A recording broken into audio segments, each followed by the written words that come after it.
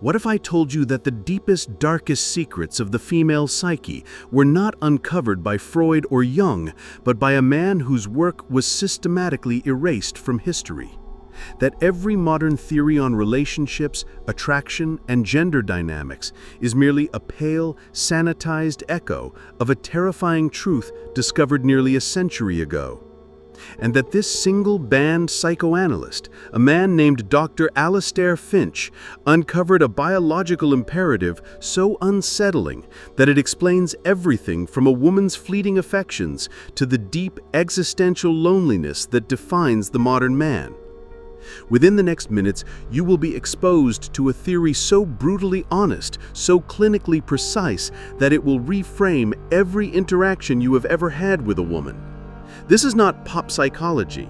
This is a survival manual pulled from the ashes of a forgotten war on truth.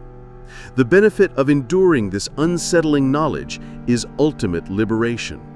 From simping, from validation seeking, from the entire fraudulent matrix of modern dating, you will finally see the game for what it is, and in doing so, you will become utterly unplayable.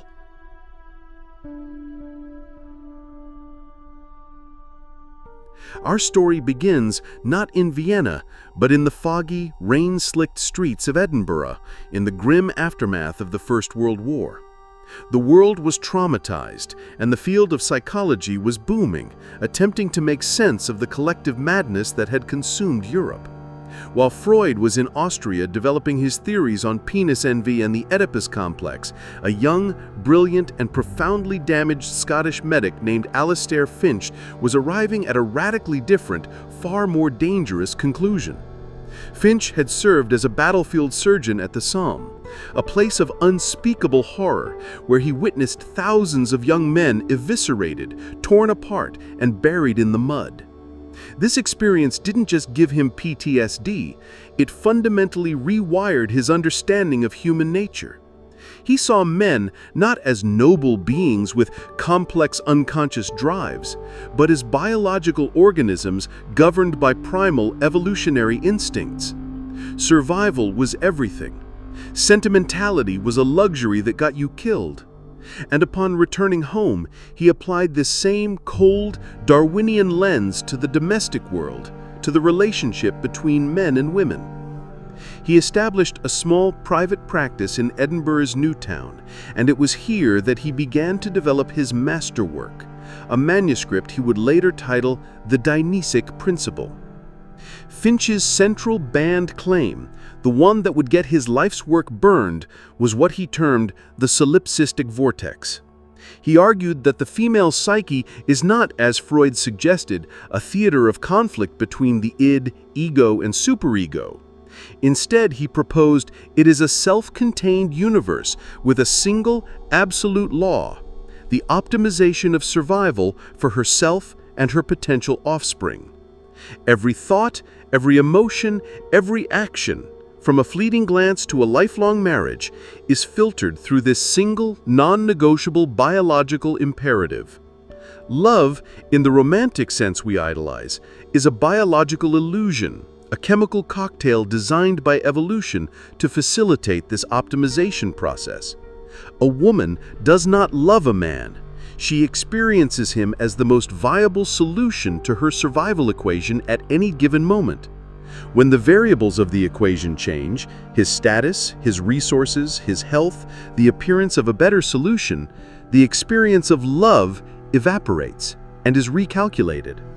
This is the solipsistic vortex. A woman is the center of her own universe, and a man is only a satellite, valued only for the resources and stability he can provide to her cosmic center. This is why a man can do everything right, be kind, loyal, and a provider, and still be discarded overnight for someone who offers a better solution to her eternal equation. You felt this. You've seen a friend completely blindsided by a breakup, utterly confused, asking, "But I did everything for her." Finch would say that was his first mistake. He was a resource, not a ruler. He was living in her universe, orbiting her sun, and she simply found a brighter star. To prove this, Finch didn't just rely on talk therapy. He conducted clandestine and, by today's standards, wildly unethical research. His most famous and most banned case study is that of patient E, a wealthy socialite named Eleanor. Eleanor came to Finch suffering from what she called a morbid melancholy, a deep depression that emerged despite her seemingly perfect life, a wealthy husband, beautiful children, a mansion in the Scottish Highlands. Conventional analysis would label this hysteria or neurosis. Finch saw it as a data point. He engaged her in hundreds of hours of sessions, but he also did something unprecedented. He hired a private investigator to meticulously document her life, her spending habits, her social engagements, her secret correspondence. The data revealed a shocking pattern. Eleanor's depressive episodes had a direct inverse correlation to her husband's financial successes. When his stock investments soared, she was happy, vivacious, and socially active. But when the market dipped, even slightly, she would retreat into a profound depression, spending days in bed. Finch wasn't satisfied. He designed an experiment. He conspired with the husband to fake a catastrophic financial loss. The husband came home one evening, despondent, and told Eleanor he was ruined, that they were on the verge of losing everything. Finch's investigator recorded the aftermath. Within 72 hours, Eleanor had contacted a former suitor, a more stable industrialist, and began making plans to leave her husband, citing his failure as a man as the reason. She was solving her survival equation in real time. When the husband revealed the ruse days later that the fortune was intact, her depression vanished instantly, replaced by a performative joy. She never knew she was part of an experiment. For Finch, this was irrefutable proof. Her love was a weather vane, spinning directionless until the winds of resource and stability blew, giving it temporary purpose. Her vortex was recalibrating. This is the cold, hard reality behind the feeling of reliability you get from a partner. It's not a guarantee of loyalty, but a reflection of current stability. This is why modern relationships feel so fragile. You're playing a game where the rules are hidden from you. You think you're building a mutual bond of trust and affection, but you are actually being constantly assessed on a brutal, ancient rubric you never agreed to. Finch argued this rubric is pre-rational, baked into the female nervous system over millions of years of evolution. He pointed to anthropological studies of pre-agrarian hunter-gatherer tribes, noting that a woman's survival was entirely dependent on the hunting prowess of the male. A bad hunter meant starvation for her and her children.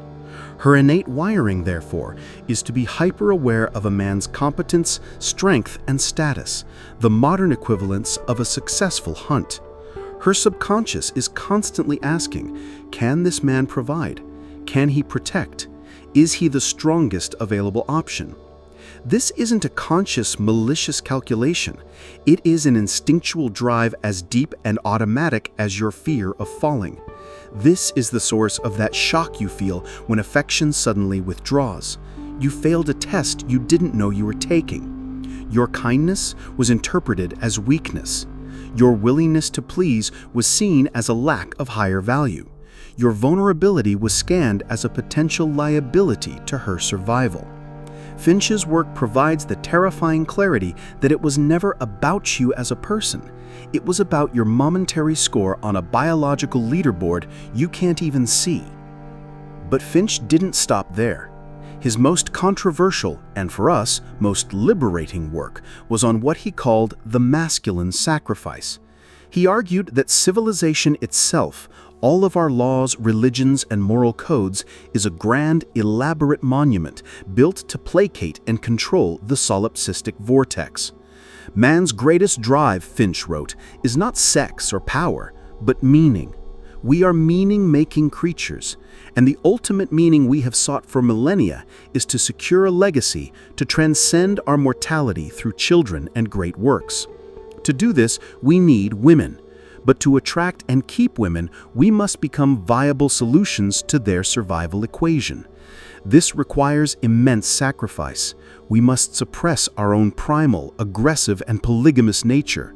We must build, farm, invent, and conquer, not for ourselves, but to signal to the Vortex that we are a worthy investment.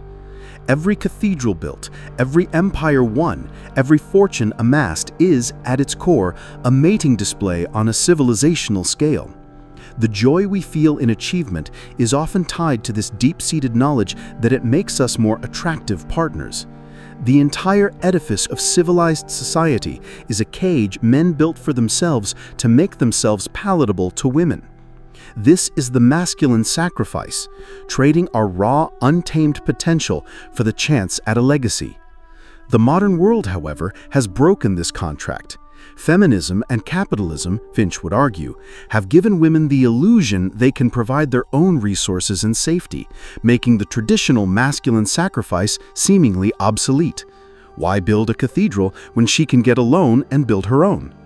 The modern man is therefore left lost, his purpose stripped away, his sacrifice meaningless. He is told to be vulnerable and emotional, traits that directly contradict the very signals of strength and stoic competence the Vortex is wired to seek. This is the root of the male loneliness epidemic. You are being asked to play a role that evolution designed for you, while simultaneously being shamed for the traits that make you successful in that role. This is the bombshell that got Finch's work banned. It wasn't just a theory about women, it was a theory that exposed the foundational hypocrisy of society itself. His manuscript, The Gynesic Principle, was submitted for publication in 1936. The academic and medical establishment recoiled in horror. It was denounced as misogynistic, unethical, and dangerous. But the real reason for its suppression, Finch claimed in his private diaries, was that it revealed an ugly truth the world was not ready to accept. It undermined the burgeoning romantic ideal of marriage and love. It was a threat to social order. Powerful figures, including wealthy patrons of the university who saw their own marriages reflected in Finch's cold analysis, pressured the publisher. The entire print run was seized and burned by the university authorities under an obscure obscenity law. Finch was disgraced, his medical license revoked under charges of ethical malpractice for his work with patient E. He died in obscurity and poverty in 1942, a broken man, his research notes scattered and lost. Or so they thought. His work survived in fragments, in private letters, and in the notes of a few brave students who secretly preserved pages of his manuscript, passing them down like heretical texts. What you are learning today is the resurrection of a forbidden knowledge, the map to a game you never knew you were playing. Understanding the solipsistic vortex is not a cause for despair. It is the foundation for ultimate freedom and power. The benefit is the death of the simp, the death of neediness, the death of seeking validation from a source that is biologically incapable of giving it unconditionally. The shock gives way to inspiration. When you internalize that a woman's affection is a reflection of your own standing in the world, your mission, your strength, your purpose, the entire dynamic flips. You stop seeking to extract value from her, love, validation, sex, and instead focus on building unshakable value within yourself. You become the sun in your own solar system. You are no longer a satellite orbiting her vortex. You are a gravitational force that she must contend with. This is the core of true, natural attraction. It's not about manipulating women. It's about understanding the deepest wiring of their nature so profoundly that you can stop violating it with your neediness and instead operate from a place of self-contained power. This is the joy of liberation. The game hasn't changed, but for the first time, you can see the scoreboard. But Finch didn't stop there. What if I told you he also discovered the exact practical psychological mechanism a woman uses to assess a man's value, a real-time test he called the Gauntlet, and that he developed a precise, almost mathematical formula for becoming irreplaceable to her solipsistic vortex, a formula that involves what he termed the Trinity of value. In the next part, we will dive into the lost case studies that prove this formula works and reveal the 3 things you must cultivate to transform from a disposable option into her ultimate survival solution.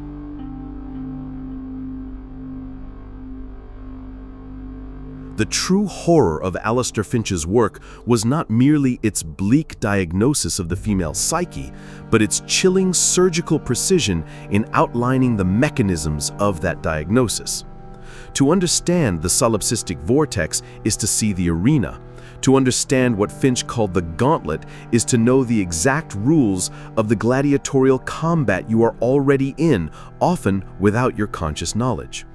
This is where Finch moved from theoretical pariah to practical strategist, and where his work becomes not just a lens to understand your past pain, but a weapon to architect your future power.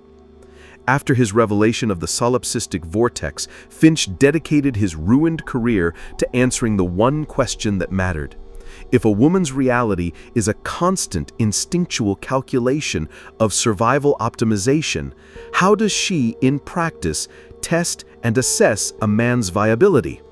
His answer, drawn from years of clandestine observation and brutally honest patient interviews, was the Gauntlet.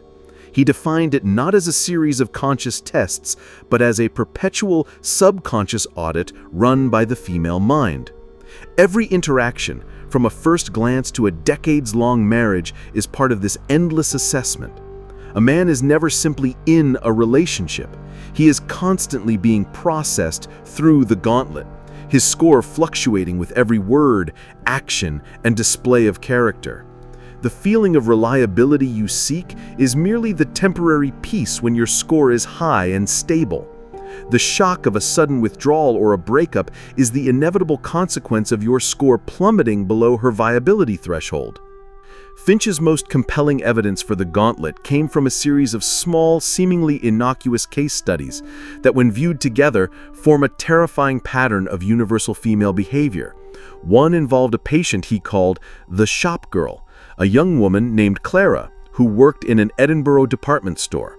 Clara was courted by 2 men simultaneously, a young, ambitious lawyer from a good family and a quieter, less established bookseller who shared her love of poetry.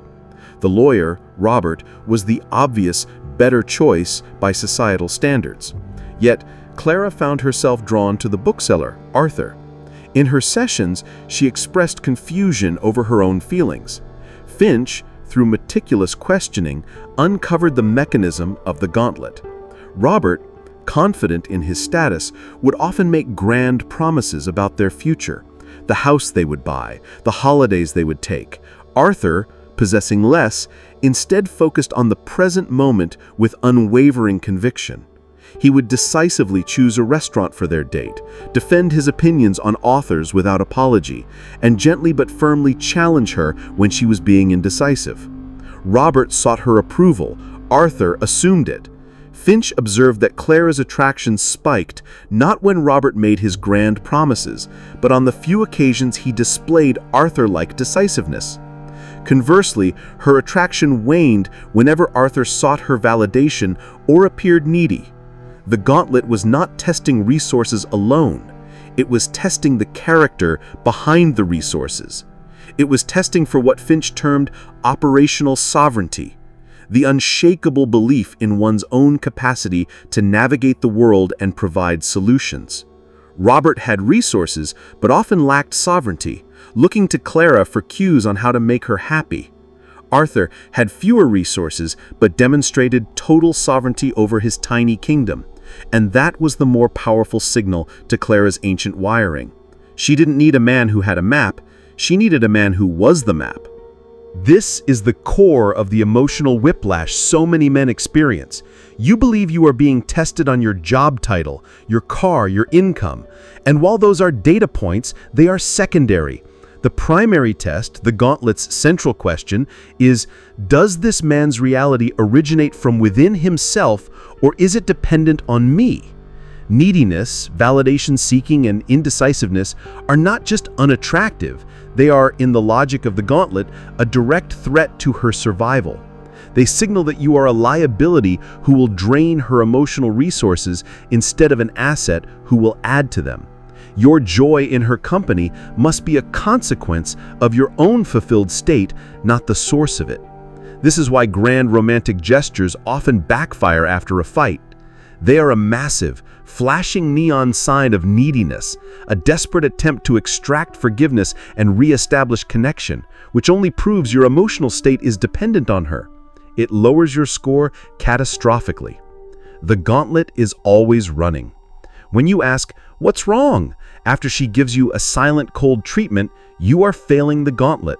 You are seeking an emotional cue from her to calibrate your own behavior. The man who passes the gauntlet remains unfazed, his inner state steady. He might ask once, but if met with resistance, he simply disengages and returns to his own purpose, demonstrating that her temporary mood cannot derail his operational sovereignty. This is not a game of manipulation. It is the application of profound self-respect. It is the understanding that your mission, your peace, and your frame are the unshakable priorities. But Finch knew that "be more sovereign" was vague advice. A genius of pragmatic application, he broke down the components of a man that would consistently pass the gauntlet and become, in the eyes of the solipsistic vortex, an irreplaceable solution.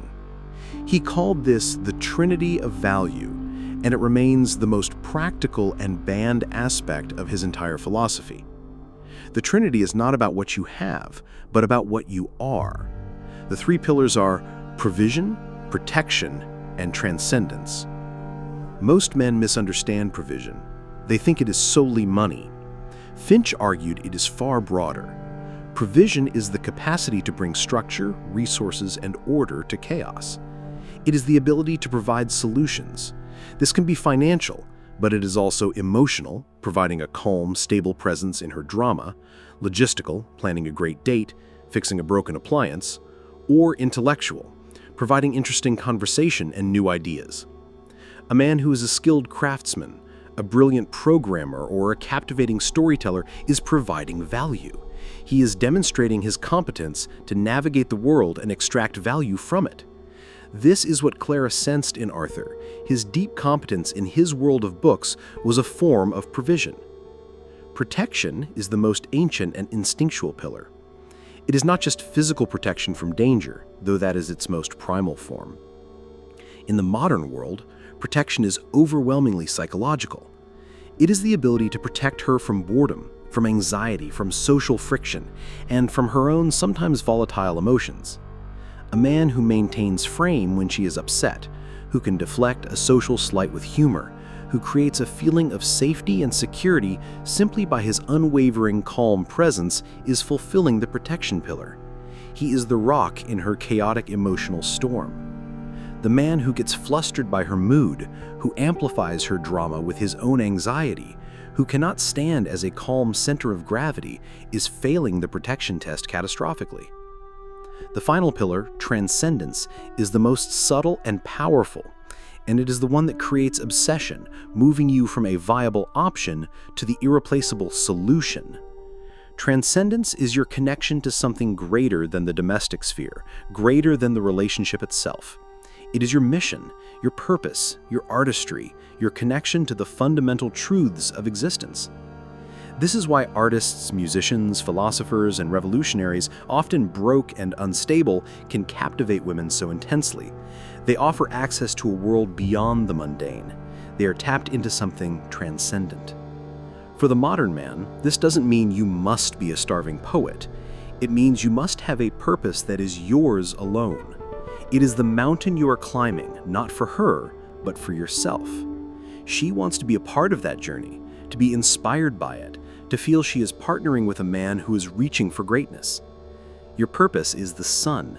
She wants to be a planet in your orbit, warmed by your light. A man who makes a woman his entire purpose is offering her nothing but a reflection of herself.